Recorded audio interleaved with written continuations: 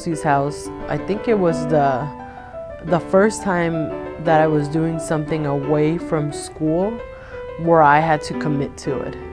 And I had to learn how to be responsible about practicing and taking time to really want to master that art. I studied piano, and my piano instructor was Miss Christic.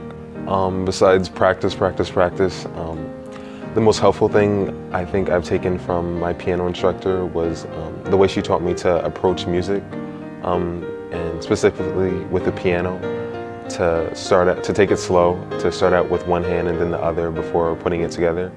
And it's taught me to start in any situation when learning or problem solving to start slow and break it down before moving forward. I played the alto saxophone and studied with Marvin Scott. One of the things that he taught me was, not to give up easily on certain passages or in general certain things in life, because there's always you'll always have your downfalls and your ups and downs, as he would say, but to always stay committed and dedicated and just to grow as an individual. I studied the flute with Professor Judy Conrad.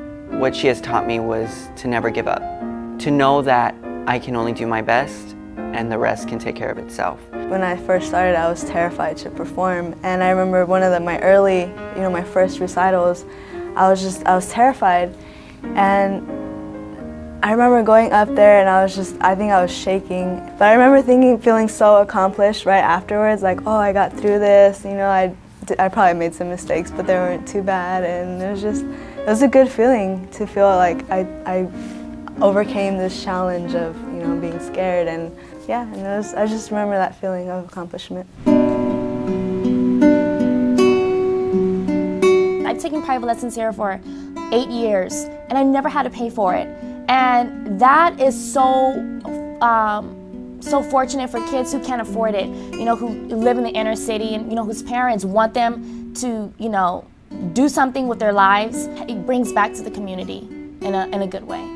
It's gonna sound kind of cliche because you hear it all the time. It keeps you out of, keeps you out of the streets, stuff like that. But it's true, it really does. Not like we're gonna go out and shoot up houses or anything, but it does. It keeps you involved, and just I know a lot of the kids I went to high school with also came to Rosie's house, so it also created bonds, I guess, new friendships. It really opened me up to be aware that there was a lot more that I could do, and just to be open to explore different things. Because music not only teaches you to be disciplined, but to pay attention to detail, to be passionate about something. It's good especially for young kids, because it just helps your brain, helps your memory, and a lot of studies have shown, learning new languages, learning how to play an instrument is just crucial when you're growing up.